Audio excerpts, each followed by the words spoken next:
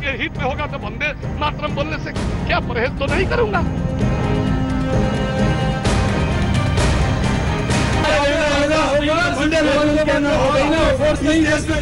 करेगा मैं नहीं कहूंगा, मुझे मार दो, निकाल दो। तो अगर सच्चा मुसलमान होगा, इस्लाम को मानने वाला होगा, तो कभी वंदे मातरम नहीं पढ़ेगा।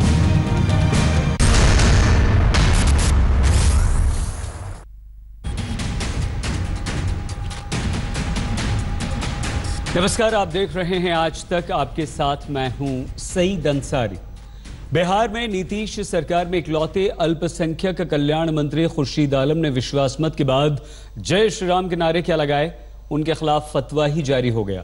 हालांकि बाद में खुर्शीद आलम ने माफी मांग ली है, लेकिन इससे मिलता जुलता एक मामला महाराष्ट्र विधानसभा में भी कुछ दिनों पहले हुआ था, जब ओवैसी की पार्टी के विधायक वारिस पठान ने वंदे मातरम बोलने से साफ इनकार कर दिया था। वारिस पठान ने कहा था कि बंदूक लगा दीजिए तब भी वंदे मातरम नहीं बोलूंगा। ये दो किस्से राजनीति की दो धुरी और सोच की तस्वीर को बयां कर रहे हैं।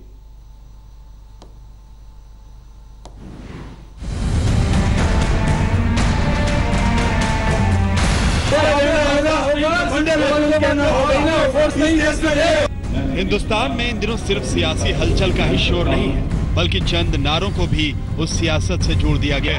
वंदे मातरम, चाहे वो बिहार का राजभवन हो या फिर महाराष्ट्र की विधानसभा। महाराष्ट्र विधानसभा के बाहर AIMIM के विधायक वारिस पठान ने अपनी जान जाने की कीमत पर भी वंदे मातरम बोलने से इनकार कर दिया।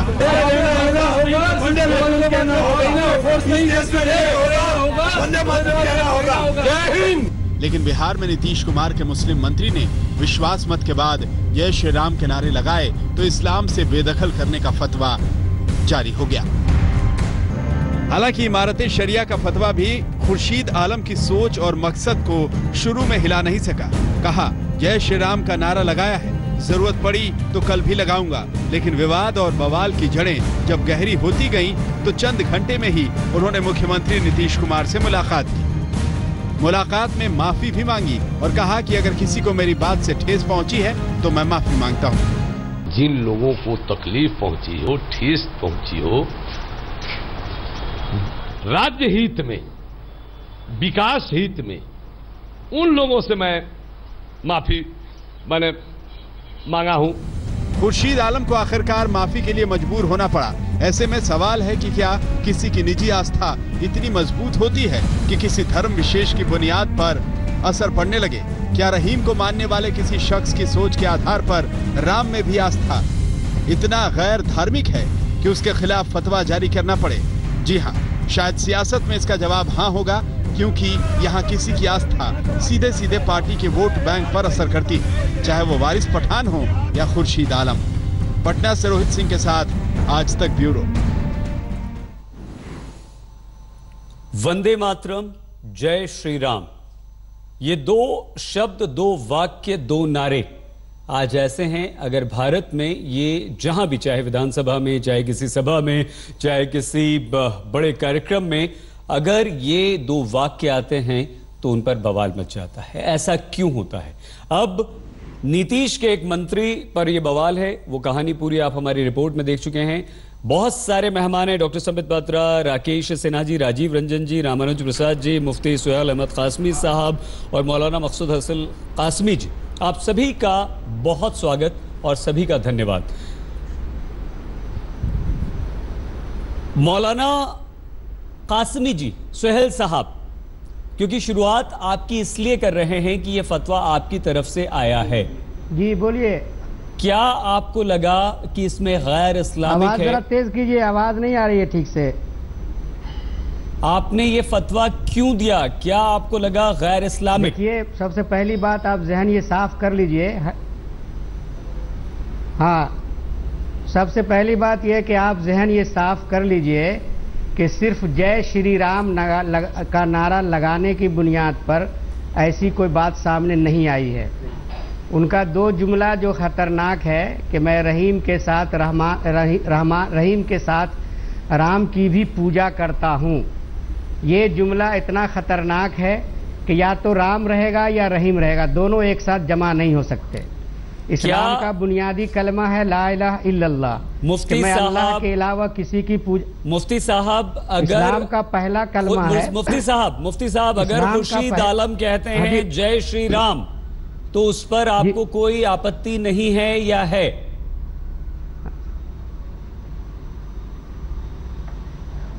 वो कहने की गुंजाइश है, उसमें तावील किया जा सकता है, लेकिन उससे ज्यादा उससे हमें बहस नहीं है। हमें इस जुमले से बहस है कि वो कहते हैं कि मैं रहीम के साथ राम की भी पूजा करता हूं। ये राम के साथ रहीम दोनों जमा नहीं हो सकते।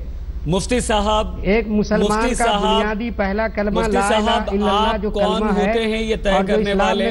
मुफ्ती साहब सुन तो लीजिए, बुनियादी कलमा ला इलाहा इल्लल्लाह। मुफ्ती साहब बात तो सुन लीजिए, आप कौन होते हैं ये तय करने वाले? हेलो, आवाज आ रही है हमारी? सुन पा रहे हैं आप हमें?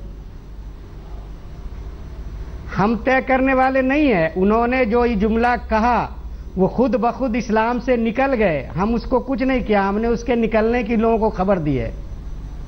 हमारा उसमें कोई दखल नहीं है।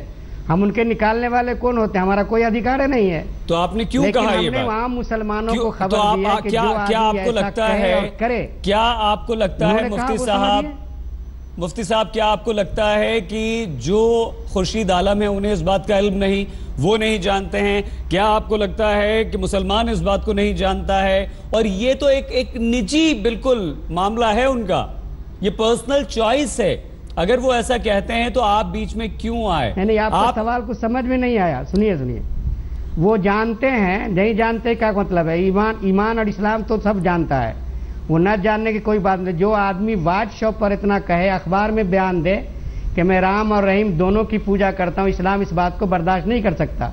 और हमने एक डॉक्टर की तरह उनकी बीमारी की खबर दी, आम लोगों को बताया। ठीक है, अच्छा ये बताइए, ठीक है, आप तथाकथित डॉक्टर बन गए, आप अपने आप में डॉक्टर बन गए, कोई बात नहीं।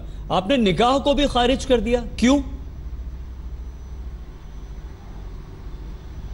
हाँ, तो जो आदमी इस्लाम से निकलता है, एक मुसलमान औरत का निकाह गैर मुस्लिम से नहीं हो सकता और एक गैर मुस्लिम का निकाह मुसलमान से नहीं हो सकता। तो जब वो इस्लाम से निकल गए तो खुद ब खुद उस मुसलमान औरत का निकाह खत्म हो गया।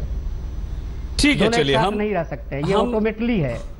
हम आपसे और यहाँ पर आगे बात करेंगे इस संबंध में, लेकिन इस वक्त हम राकेश जी आपका रुख करते हैं। राकेश जी, आपको लगता है कि इस तरह के जो मुफ्ती हैं उनकी हमारे देश में कोई पूछ है? इस तरह के फतवों को मान्यता है? इस तरह के फतवों को माना जाता है? ये सिर्फ एक पब्लिसिटी स्टंट हो सकता है? ये सिर्फ अपनी बात कहनी है? खुद कह रहे हैं मुफ्ती साहब कि नहीं, हमारा कोई अधिकार नहीं है, हम नहीं कह सकते। तो ऐसे मामलों को तूल देना चाहिए, ऐसे लोगों को जरा सी भी इंपॉर्टेंस देनी चाहिए। राकेश जी, देखिए, इन्होंने एक बात जो कही वो वास्तव में भारत की सांस्कृतिक परंपरा का सबसे बड़ा आघात है। इन्होंने कहा राम और रहीम एक साथ नहीं हो सकते। हम बात नहीं करेंगे भारत की इस मामले में, वही आदमी बात करेगा जो इस्लाम मजहब का मामला मानने वाला। मैंने हस्तक्षेप नहीं, इस्लाम के दूसरे लोगों का कोई अधिकार नहीं है, वो इस्लाम का मामला है, हमने इस्लाम की बात की। आप मेरी बात सुन लीजिए। मुफ्ती साहब अभी आप सुन लीजिए। मुफ्ती क्या, मुफ्ती साहब एक मिनट, मुफ्ती साहब तो आप समझा दीजिए ना। कासमी साहब भी हमारे साथ हैं, वो समझाएंगे। हम आपकी बात नहीं करेंगे। आप नहीं, आपसे कोई बात नहीं, आप फतवा को ना समझता हूँ। ये आपकी बात हो गई मुफ्ती साहब, ये इस्लाम का मामला है। नहीं, मैं ऐसा इसका कारण नहीं। इनको चुप कीजिए। नहीं, हम नहीं बात करेंगे। अब हम बात नहीं करेंगे आपसे, माजरत है। आप उनको बोलने दीजिए, वो बोलते हैं, हम आपसे कोई बात नहीं करेंगे। मत कीजिए, आप चले जाइए, आप चले जाइए। आप कहाँ मुसलमान को नहीं समझता, हिंदुस्तान से चले जाएंगे क्या? पूरा हिंदुस्तान में गूंजेगा कि राम और रहीम एक साथ हो सकते हैं। पूरा हिंदुस्तान में गूंजेगा तो आप कहाँ जाएंगे? मेरी एक बात सुन लीजिए। देखिए, राष्ट्रवाद का सांस्कृतिक परिप्रेक्ष्य है और उसी सांस्कृतिक परिप्रेक्ष्य की एक धारा रही है मुसलमानों में, और उसका मैं नाम लेता हूँ दारा शिको। दारा शिको ने जब उपनिषद का, रामायण का, महाभारत का अनुवाद किया पर्शियन में, तो उसके भाई औरंगजेब ने और ऐसे ही मुफ्तियों ने फतवा जारी करके उसके गर्दन को काट दिया गया। मैं एक दूसरा नाम लेता हूं। देखिए, मध्य युग में एक बड़ी परंपरा स्थापित हुई कि इस्लाम का अपना महत्व है, लेकिन भारतीय सांस्कृतिक परिप्रेक्ष्य है, उसको मैं कहता हूं राष्ट्रवाद का सांस्कृतिक संदर्भ। उसी संदर्भ में एक शेख मोहम्मद कादरी थे, उन्होंने एक पुस्तक लिखी, उसका 18 अध्याय में सभी अध्याय में ओम से शुरू होता है। वो प्रैक्टिसिंग मुस्लिम थे, उनकी लोकप्रियता थी। तीसरा मैं लेता हूं शाह मुनि, इन्होंने सिद्धांत बोध किताब लिखी। सिद्धांत बोध में भी उन्होंने रामकृष्ण शिव की महत्ता को स्वीकार किया और भारत के मुसलमानों में एक लोकप्रियता थी। जायसी का नाम हम सब जानते हैं। राकेश सिन्हा जी, आप तो उस परंपरा का खुर्शीद आलम उसी परंपरा का प्रतिनिधित्व करने वाले, आप खुर्शीद आलम जी उसी परंपरा का प्रतिनिधित्व कर रहे हैं। ये उस परंपरा, इनकी बात को सुन लीजिए, मैं अपनी बात पूरी कर लूं। इनके अनुसार कि राम रहीम एक साथ नहीं हो सकते हैं, इसका अर्थ है कि यदि ऐसे मुफ्तियों की संख्या बढ़ जाए जनसंख्या में, तो राम और वेद पुराण इस देश की पूरी 10,000 साल की सभ्यता को उठाकर अरब सागर में फेंक देंगे। अगर 100% भी हिंदू हो जाएगा तो हम कुरान के महत्ता को स्वीकार करेंगे। हम 100% भी हिंदू हो जाएगा तो हम अपने धरोहरों को, जामा मस्जिद के धरोहर को स्वीकार करेंगे। यह भारत की परंपरा है। उस परंपरा में उसको पश्चिम जिसको मल्टीकल्चरम कहता है, हम मल्टीकल्चरम नहीं, हम तो कहते हैं सहिष्णुता पर आधारित एक परंपरा है। आखिर चेरामन में, केरल के चेरामन में हिंदू राजा ने एक मस्जिद को मंदिर बना दिया। उसका दरवाजा पूरब की ओर खुलता है, उसमें पीतल की घंटी है, पीतल का दिया जलता है। किसके लिए बनाया था? रातों रात मस्जिद को मंदिर बनाया गया। चेरामन मॉस्क, जिसको प्रधानमंत्री जी ने जाकर सऊदी अरेबिया जब गए थे तो वहां के राजा को यह भेंट की थी, उसका एक चित्र भेंट किया था। तो मैं दूसरी एक और अंतिम बात मैं कहना चाहता हूं। देखिए, भारत की सांस्कृतिक परंपरा में नए धर्मों का आगमन, नए दर्शन का आगमन, नए धार्मिक गुरुओं का आगमन की एक अनंत परंपरा रही है, कोई रोक नहीं सकता है। बुद्धिज्म आया, सिखिज्म आया, जैनिज्म आया, उसी परंपरा में यदि इस्लाम और ईसाईयत अपने आप को स्वीकार करता है तब तो ठीक है। यदि आप बाइनरी क्रिएट करते हैं, आइदर मी और यू, देखिए यदि हम कोई भी कहता मी और यू, या तो मैं रहूंगा या तुम रहोगे, मुफ्ती साहब वही बोल रहे थे, या तो राम रहेगा या रहीम रहेगा, ऐसा नहीं हो सकता है। और भगवान राम का मैं बता दूं, भगवान राम धर्म से ज्यादा सांस्कृतिक, राकेश जी, उस सांस्कृतिक प्रतीक का उल्लंघन करना। मैं खुर्शीद आलम का अभिनंदन करता हूं। मैं कहता हूं, मैं एक अंतिम बात, खुर्शीद आलम साहब यदि आपकी कुर्सी चली जाती और आप इस पर कायम रहते तो मैं कहता हूं हिंदुस्तान की राजनीति में एक भारतीय राष्ट्रवाद की जो सांस्कृतिक परंपरा है वो और मजबूत से स्थापित होता है। राकेश जी, थोड़ा सा लंबा हो गया सर, बनेंगे और नहीं बनेंगे। राकेश जी सांस्कृतिक परंपरा के धरोहर को बनाए रखें। राकेश सर, सिन्हा सर, थोड़ा सा लंबा हो गया है। संबित जी भी कुछ कहना चाह रहे हैं, दो और मेहमान भी हमारे। एक सेकंड सर, रामानुज जी और राजीव रंजन जी भी हैं, लेकिन हम आप ही के पास आएंगे क्योंकि जवाब आप ही से लेंगे। चलिए जल्दी से, अगर 30 सेकंड में आप जो आप बोल रहे हैं, आप उस मुद्दे पर बात नहीं कर रहे। कौन कहता है कि दारा शिकोह की किस बात कर रहे हैं? हम संस्कृत पढ़ाने की बात करते हैं मदरसों में, संस्कृत का या किसी चीज का रामायण का तर्जमा करने में तो किसी को कोई हर्ज नहीं है। हर्ज उस बात पर है कि श्री राम की पूजा करना वो इस्लाम को बिल्कुल काट देता है। और वो शख्स ये कह रहा था मैं राम की भी पूजा करता हूं, इस वजह से उन पर फतवा आया है। यहां पर संस्कृति का कोई भी विरोध नहीं हो रहा। हिंदुस्तान की जो संस्कृति है, तहजीब जो कल्चर है, उस पर हम चल रहे हैं। उसकी तहजीब, उसकी तो मुखालफत आपके गिरोह के लोग करते हैं। क्या होती है गंगा जमनी तहजीब? क्या हम नहीं मानते इस चीज को? अरे मौलाना साहब, आपके लोग कहते हैं, हमारे नहीं कहते। मौलाना साहब, अगर वो कह रहे हैं कि मैं पूजा करता हूं तो आप और हम कौन होते हैं उन्हें रोकने वाले? हमारा देश आजाद है, यहाँ पर कोई भी करने दीजिए, धर्म को अपना सकता है, लेकिन वो फिर उसी धर्म में चले गए। ये बात हो, ये तो अरे ये तो आप कौन होते हैं कि भाई फतवा दे दिया जाए और उनका निकाह से खारिज कर दिया जाए? बताओगे कोई भी आदमी धर्म परिवर्तन कर सकता है, और फिरोज आलम साहब भी कर सकते हैं, उनको कोई किसी ने नहीं रोका, लेकिन वो एक धर्म को छोड़ करके दूसरे धर्म में गए हैं। बस यही तो फतवा है भाई, यही तो कहा जा रहा है। अगर कोई आदमी कोई पूजा कर रहा है, हम आपसे ये समझेंगे। एक सेकंड मौलाना साहब, हम आपसे ये समझना चाहेंगे, आपसे कुछ ही देर में हमें रुकना होगा। संबित जी, हम आते हैं दोबारा, लेकिन हम आपसे जरूर समझना चाहेंगे कि मुफ्ती अगर फतवा देते हैं तो क्या वो जिसके खिलाफ फतवा है उसे मानने के लिए वो बाध्य है? काजी का क्या रोल इसमें आ जाता है? और क्या ये मैंडेटरी है कि फतवा आ गया तो हाँ वो हुआ और उसे मानना जरूरी है, या कैसे माना जाए? क्योंकि यहां तो बात पे फतवे आ जाते हैं। किसी ने मांगा ही नहीं फतवा, फिर फतवा आ गया। किसी ने कुछ कहा ही नहीं, कोई एप्लीकेशन ही नहीं गई, किसी ने कोई विरोध ही नहीं किया, एक ने एक बयान दिया, आप आते हैं स्वयंभू अपने आप खड़े होते हैं और बोलते हैं फतवा, आप खारिज हो गए, आपका निकाह खारिज हो गया। इस तरह की तमाम बातें आप क्लियर कीजिए। देश के एक मंत्री जय श्री राम कहते हैं, उसके बाद नीतीश कुमार से मिलते हैं और फिर माफी मांग लेते हैं। डॉक्टर संबित पात्रा, कहीं ऐसा तो नहीं संबित जी कि नीतीश कुमार को अब ये लगने लगा कि ठीक है बीजेपी के साथ मिल गए, एक फायदा जो फौरी तौर पर होना था वो हो गया, लेकिन अब मुसलमानों को भी नाराज ना करवाया जाए और माफी मंगवा ली जाए, या आपको माफी मांगने के पीछे कुछ और लगता है? नहीं, देखिए सईद साहब, मुझे लगता है कि इस पूरे डिबेट को एक अलग ही रूप में, एक बड़े कैनवस पर लाकर चिंतन उस पर होना चाहिए। बड़ा जरूर बताइए प्लीज। अभी मौलाना साहब हमारे साथ मौलाना साहब थे, एक बात उन्होंने कही जो मुझे चुभ गया है। देखिए, मैं राजनीतिक प्रवक्ता हूं, मैं उसको राजनीतिक रूप से आपके सामने रखता हूं। उन्होंने कहा राम और रहीम किसी भी कीमत पर एक म्यान में नहीं आ सकते, एक साथ नहीं रह सकते, एक डिस्कोर्स का हिस्सा नहीं हो सकते हैं। वो इतने नाराज हो गए जब राकेश सिन्हा, क्योंकि वो राकेश सिन्हा मुसलमान नहीं है, जब उन्होंने इस विषय पर विवेचना की, वो इतने नाराज हो गए, वो उठ के चले गए। नहीं, हम निंदा करते हैं संबित जी, ऐसे देखिए, ऐसे लोगों, आपकी बात हम सहमत है संबित जी, और जितना आप व्यथित दुखी हुए, हम भी हुए संबित जी, ऐसे लोगों का बहिष्कार करना चाहिए आपको, राकेश जी को, मौलाना साहब को, कासमी साहब को, हमें सबको मिलकर ऐसे लोगों से बातें, हमारी गलती थी, ऐसे लोगों से बात ही नहीं करनी चाहिए। अपन अब राजनीतिक तौर पर बात करें संबित, क्या आपको लगता है कि नीतीश कुमार को कहीं ना कहीं, सुनिए आप सईद भाई थोड़ा सा मुझे बोलने दीजिए, पूरा बोलिए सर, बहिष्कार करना चाहिए, ये लोग महत्वपूर्ण नहीं है, ऐसे कहकर हम एक बहुत बड़े विमर्श को छुपा नहीं सकते हैं, जो लेकिन सभी चीज हमें नीचे रेंगता चला जा रहा है। ये महत्वपूर्ण है कि इस पे चर्चा, हमें ऐसे लोगों के बहाने भावनाएं भी नहीं भड़कानी चाहिए। ठीक है, चलेगा, बहुत अच्छी बात है, आप सुनिए तो सही। जी नहीं, वो अच्छी बात है, आपने बुलाया क्यों था मुझे ये समझ में नहीं आया। अगर ये लोग बिल्कुल ही बेकार थे, इनको बुलाने लायक नहीं समझा गया था, ये लोग महत्वपूर्ण ही नहीं थे, इतना बड़े चैनल ने उसे बुलाया क्यों? यह भी विवेचना का विषय है, फतवा उन्हीं की तरफ से आया था। आप लोगों ने कहीं ना कहीं इसको महत्वपूर्ण सोचा, तभी तो बुलाया। इन्होंने, ये वही शख्स हैं संबित जी, इन्होंने ही फतवा दिया था।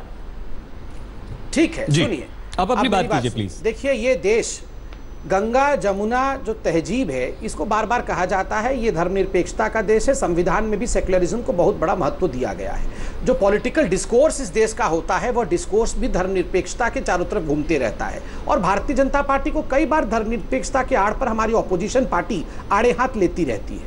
मगर इसका संदेश देखिए, इफ्तार पार्टी हो सकती है, वहां जाके हिंदू लोग टोपी पहनकर, बिल्कुल अच्छी बात है, कोई बुराई नहीं है, टोपी पहनकर वहां पर ममता बनर्जी नमाज पढ़ सकती हैं, वो सब स्वीकार है।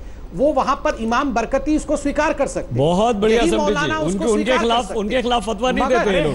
नहीं, एक सेकंड, नहीं संबित जी, नहीं,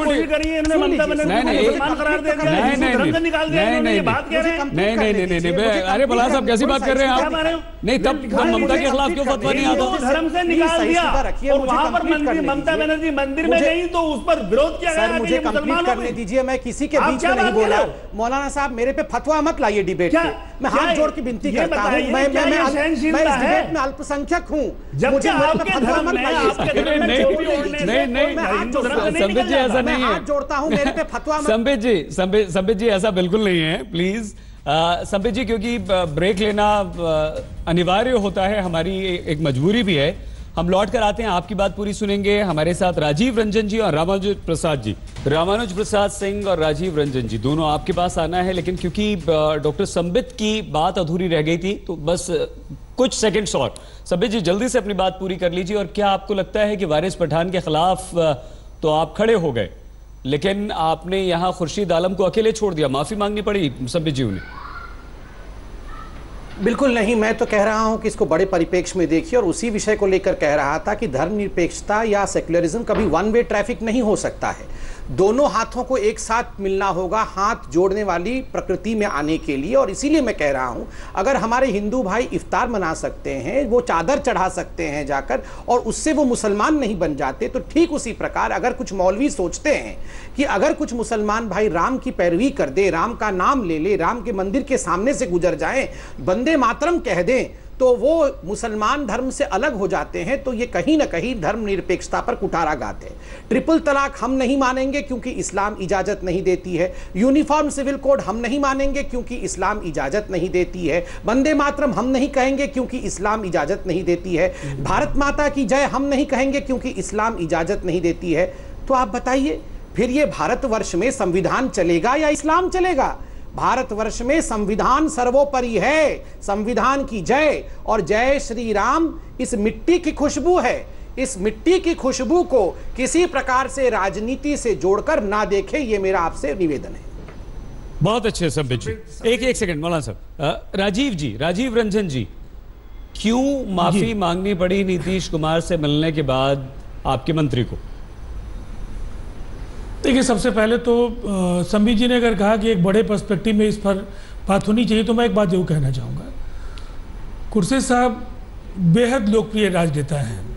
कभी उनके इलाके में उनकी लोकप्रियता देखी, और उनके पटना के निवास में वो इलाके से आए मरीजों की चिकित्सा से लेकर उनके रहने खाने और जो भी जिस तरीके से वो दिन रात समाज सेवा का काम करते हैं, मैं समझता हूँ राजनीति में रहने वाले लोगों के लिए वो एक रोल मॉडल है। अब दूसरा संदर्भ है, उन्होंने जो भी बातें कही, भावनाओं में उन्होंने जो बातें कही, उसका अर्थ सीधा था कि बिहार में जो परिस्थितियां पैदा हुई और जिस तरह से एक नए अलायंस के साथ जुड़ना पड़ा, वो कहीं ना कहीं बिहार के लिए एक महत्वपूर्ण निर्णय था। और उस निर्णय के लिए उन्होंने सिंबॉलिज्म के तौर पर जय श्री राम के नारे लगाने की बात की। तो फिर माफी क्यों? और आज मैं वही चाहूँगा, आपने सबको वक्त दिया है एक संवेदनशील मसले पर। अगर आप मेरा ठीक है, अपनी बात पूरी मेरी बात सुनना चाहते हैं तो मुझे 30 सेकंड अनइंटरप्टेड दे दीजिए। आपने अपनी बात उसके बाद जिसको जितना वक्त देना होगा। राजीव जी, आपने अपनी बात बहुत अच्छी तरह से रखी, पूरा समय दिया गया। अब ये भी बता दीजिए कि माफी क्यों मांगी? वही तो मैं जवाब दे रहा हूं सईद अंसारी साहब। मैं चैनल पर कभी बगैर मतलब के कोई बात नहीं रखता।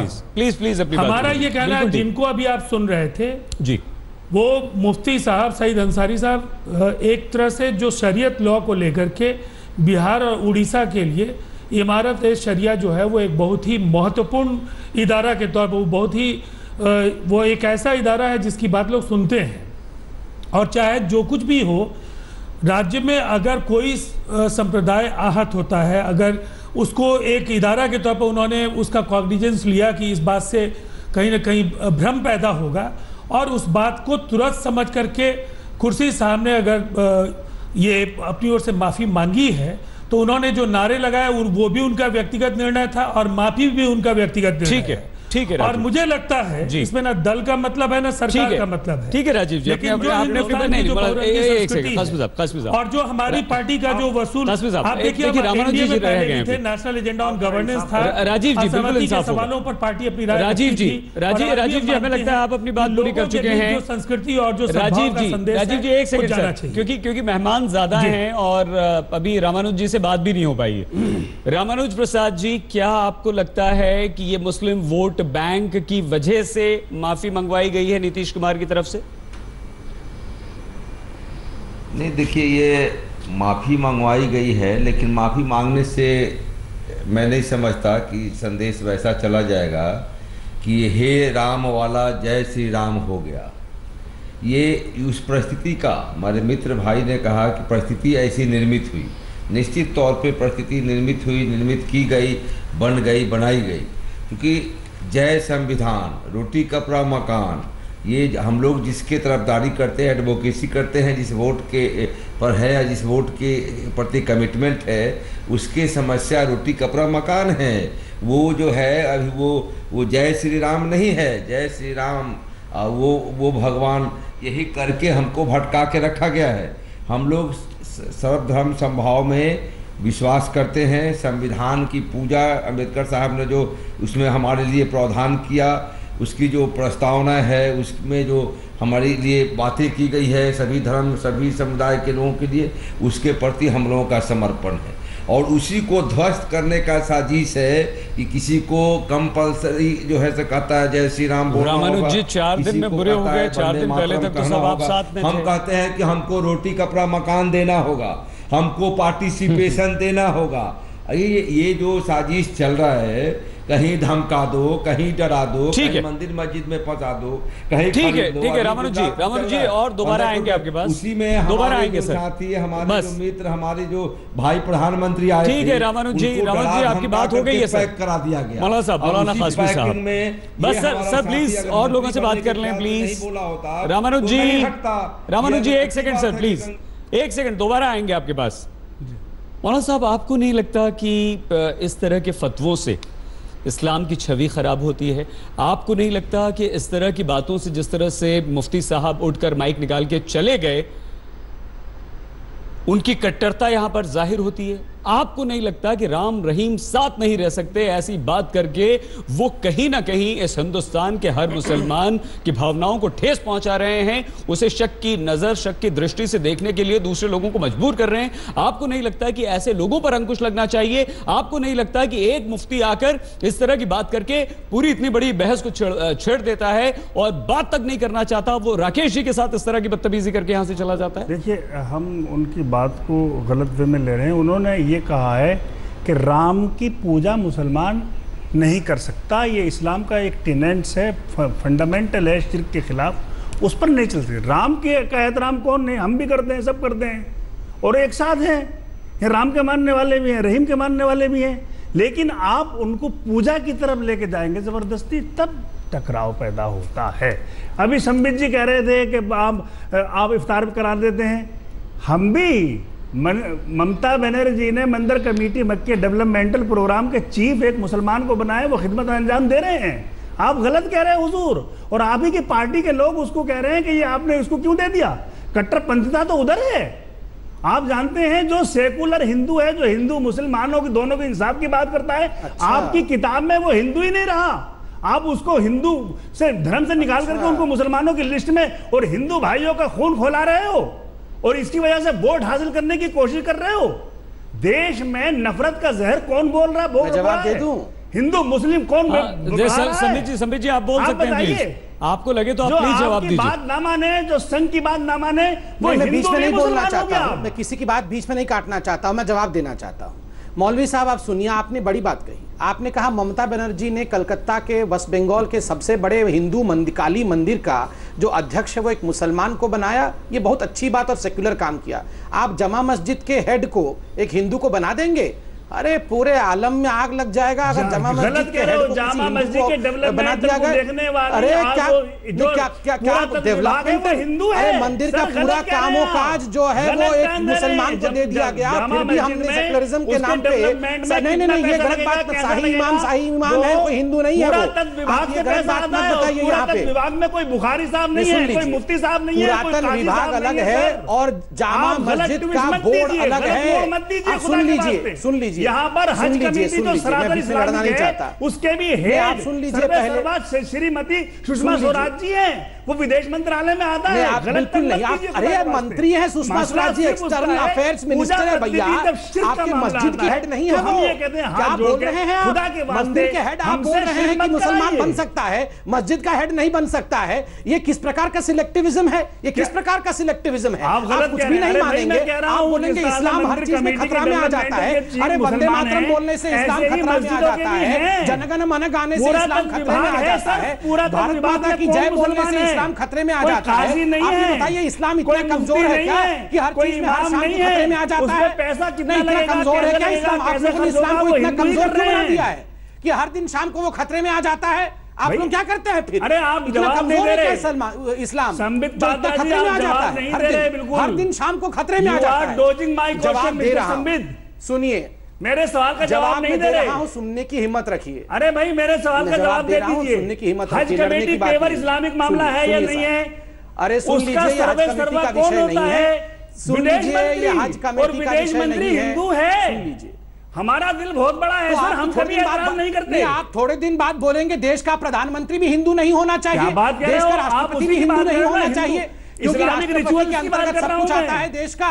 मैं इस्लामिक रिचुअल्स की बात कर रहा हूं। का तो आपके हिसाब से इस्लामिक रिचुअल हिंदू रिचुअल्स की बात हिंदू नहीं होना चाहिए, प्रधानमंत्री की बात इस्लामी इस्लाम को मानने वाला होना चाहिए। आप मेरी बात सुनिए, मेरी बात सुनिए, लड़िए मत, हम लड़ने से नहीं होगा। अच्छा एक सेकंड, संबित जी और मौलाना साहब एक सेकंड मौलाना साहब को काट रहे हो। संबित जी, मौलाना साहब एक सेकंड आप दोनों से।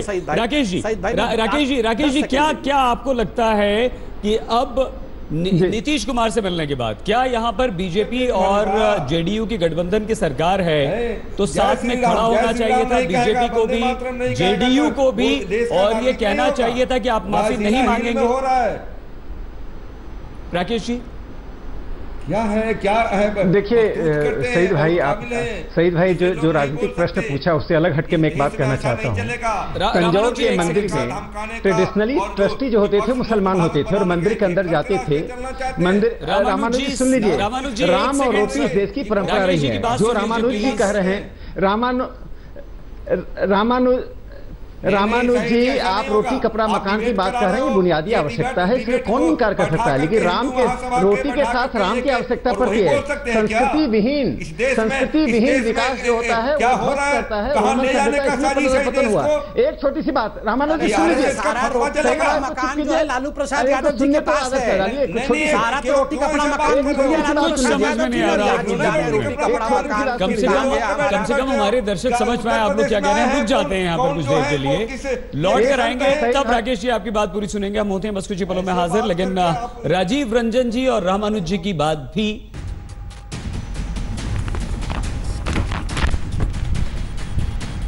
तो तमाम मेहमान हमारे साथ यहां पर बने हुए हैं। राकेश जी आप अपनी बात पूरी नहीं कर पाए थे, उसके बाद हम रामानुज प्रसाद जी और राजीव रंजन जी के पास लिए चलेंगे।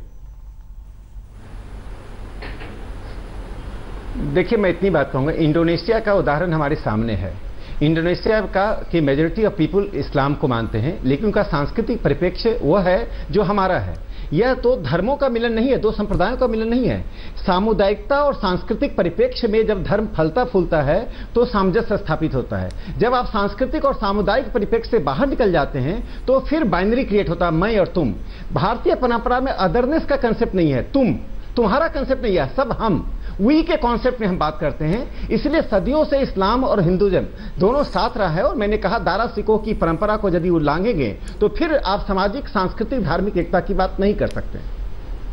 रामानुज जी क्या आपको लगता है कि वाकई अब नीतीश कुमार को यह लगने लगा है कि मुसलमान दूर चले गए हैं बीजेपी के आने से बिहार में, तो माफी मंगवा ली जाए ताकि जो थोड़े बहुत बचे हैं वो साथ में रहें?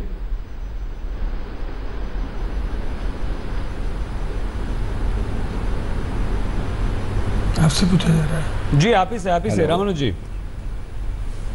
हाँ मैं बोल रहा हूँ। हेलो, सुन नहीं पाए राजीव जी, तब तक आप जवाब दे दीजिए। क्या ऐसा नहीं है तो माफी क्यों मंगवाई गई? आप साथ में क्यों खड़े नहीं रहे? देखिए सबसे पहली बात यह है, नीतीश कुमार जी एनडीए में पहले भी थे और उस दौर में हमारे बहुत सारे एमएलए चुनाव जीत करके आए हैं। और हमारा ये मानना है कि नीतीश कुमार जी की छवि केवल अलायंस के हिसाब से उनके बारे में राय लोगों की नहीं बदलती है। उनको एक ऐसे राजनेता के तौर पर जाना जाता है जो संप्रदाय और जातियों से ऊपर बिहार के विकास के लिए उनकी पहचान है। और उस पहचान को लेकर नीतीश कुमार जी बराबर सतर्क और सजग रहे हैं। और आज मैं एक बात और जरूर कहना चाहूँगा, आज पूरे देश में प्रधानमंत्री जी भी विकास की बात करते हैं, पूरी दुनिया में विकास। सर आप हमारी बात का जवाब नहीं दे रहे। निश्चित तौर पर आपके अगर एक मंत्री जय श्री राम कहते हैं, सईद अंसारी साहब, सर आप देखिए आप सीधे से सवाल का जवाब नहीं दे रहे हैं। कर रहे हो, विकास ज्यादा महत्वपूर्ण है और इन सवालों से सबको उबरने की जरूरत नहीं। तो क्या आपको लगता है कि आपके मंत्री खुर्शीद जी ने ठीक नहीं किया जय श्री राम बोलकर? आपको बुरा लगा? सईद अंसारी साहब, आप एक सुलझे हुए पत्रकार हैं और मैं समझता हूं आपको पूरा अधिकार है अपनी बात कहने का, लेकिन हम ये मानते हैं उन्होंने जो बातें कही एक सिंबॉलिज्म था बिहार में, जो एक गठबंधन राजनीति का एक जो भयावह दौर जो गुजरा, जिसकी पीड़ा और दंश हर बिहारी के चेहरे पर दिख रहा था। ठीक है राजीव, उससे उबर कर वो एक नए समीकरण की ओर बढ़ रहे थे। राजीव जी